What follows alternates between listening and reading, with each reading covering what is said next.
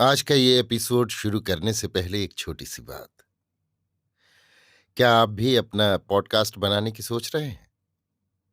तो anchor try कीजिए। ये पॉडकास्ट बनाने का सबसे आसान तरीका है। नंबर 1, ये फ्री है। नंबर 2, इसमें कई सारे ऐसे टूल्स हैं जो आपको अपने फोन और कंप्यूटर पर रिकॉर्ड और एडिट करने की फैसिलिटी देते हैं।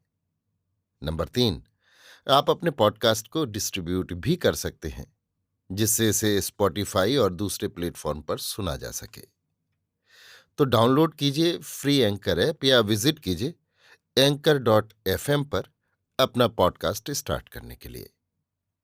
ये तो थी एक छोटी सी जानकारी, और अब शुरू करते हैं एपिसोड का सिलसिला। तो आज के एपिसोड में लीजिए सुनिए आचार्य चतुर्सेन शास्त्री के लिखे उपन्यास वयम रक्षामः का 63वां भाग, रावण की मुक्ति, मेरी यानी समीर गोस्वामी की आवाज में।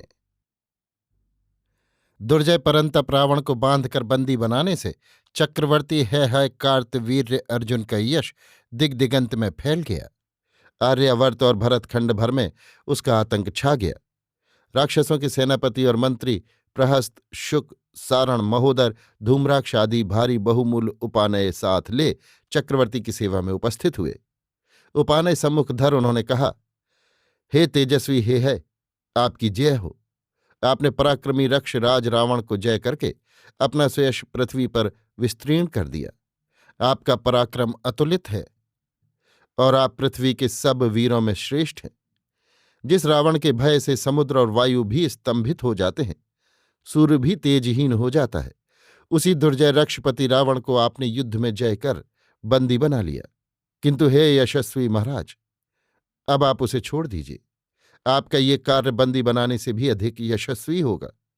ये धन रत्न राशि उपानय की भांति तथा दंड स्वरूप हम आपकी भेंट में उपस्थित कर रहे हैं। राक्षस मंत्रियों के ये वचन सुन प्रसन्न हो चक्रवर्ती ने हंसकर रावण को तुरंत सभा भवन में ले आने की आज्ञा दी। सभा में आने पर उसने उठकर स्वयं उसे बंधन मुक्त किया, उसे दिव्य अलंकार धारण कराए और अर्घ्यपाद्य मधुपर्क देकर कहा, हे राक्षसराज, मैंने तो तेरा पहले भी माहिष्मति में मित्र की भांति स्वागत करना चाहा था, परंतु तूने संधि नहीं, विग्रह मांगा, मैत्री नहीं, युद्ध याचना की, सो मुझे सम्रांगण में तेरा शस्त्र से सत्कार करना पड़ा। पर इससे मैंने तेरा समर कौशल और तेरी अजेय शक्ति देख ली। मैं तेरे शौर्य से संतुष्ट हूं। सो हे प्रतापी पौलस्त्य, यदि तेरी इच्छा हो तो हम तुम दोनों आज से अग्नि की साक्षी में समान मित्र होने की शपथ ले लें। रावण ने दोनों हाथ फैलाकर कहा, चक्रवर्ती ने तो मुझे युद्ध भिक्षा देकर पहले ही यथेष्ट गौरव प्रदान कर दिया था। अब मैत्री से संपन्न करके मुझे कृतकृत्य कर दिया। अग्न्याधान कर चक्रवर्ती, आज से हम जीवन में, मरण में, सुख में, दुख में एक हैं। चक्रवर्ती हे ने तुरंत अग्नि की साक्षी में मैत्री स्थापना की और रावण को हृदय से लगाकर कहा, हे पौलस्त, तू ऋषि कुमार तथा वेदों का उद्गाता है, संस्कृति का संस्थापक है, राक्षसों का स्वामी और सप्तद्वीपों का अधिपति है। तूने मुझसे अपनी रक्ष संस्कृति की बात कही थी। उस समय तू परशुहस्त था, इससे शस्त्र ने शास्त्र नहीं सुनने दिया। अब तू स्नेह सिक्त है, हमारा अभिन्न मित्र है। अपनी संस्कृति का बखान कर, उसे सुनकर मैं प्रसन्न होऊंगा। रावण ने कहा, चक्रवर्ती राजन, ये मेरी लोकेषणा है, इसमें लोकहित निहित है। सुन, इस समय पृथ्वी पर देव, दैत्य, दानव, असुर, आर्य, व्रात, नाग, गंधर्व, किन्नर, यक्ष, रक्ष आदि अनेक निर्वंश विस्तार पा रहे हैं, जो सब परस्पर दायाद बांधव हैं, किंतु परस्पर विग्रह करते हैं। 12 दारुण देवासुर संग्राम हो चुके। ये संग्राम आर्थिक कम और सांस्कृतिक अधिक थे। आचारों की भिन्नता ही निर्वंश की इस विग्रह भावना का मूल कारण है। पृथ्वी तो बहुत विस्तृत है और निर्वंश अभी अधिक विस्तार नहीं पा सका है, फिर भी युद्ध होते हैं। जो भूमि स्वच्छंद है वहां लोग नहीं बसते, दूसरों की अधिकृत भूमि छीनना चाहते हैं। इसका मूल कारण आचारों की भिन्नता ही है। निर्वंश के आचारों का मूल उद्गम वेद है, परंतु आर्यों ने वशिष्ठ के नेतृत्व में वैदिक विधि परंपरा कुछ दूसरी ही स्थापित की है। उधर नारद की वाम परंपरा देवों और दैत्यों में भी प्रचलित है। भृगु पृथक ही आथर्वणी परंपरा प्रचलित कर रहे हैं। फिर आर्यों को बड़ा गर्व है, वे तनिक विधि भंग होने पर ही आर्यजनों का बहिष्कार कर देते हैं।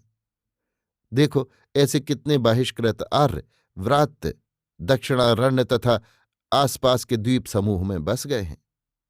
अब यदि इन सबको सांस्कृतिक रीत से एक वेद के अधीन नहीं किया जाता तो निर्वंश अपने ही विग्रहों में विनष्ट हो जाएगा। इसलिए महाराज कार्तवीर्य सहस्त्रबाहु, मैंने ये रक्ष संस्कृति स्थापित की है। वयम रक्षामः हमारा मूल मंत्र है और समूचे निर्वंश को समान वैदिक संस्कृति में दीक्षित करना ही हमारा धर्म है।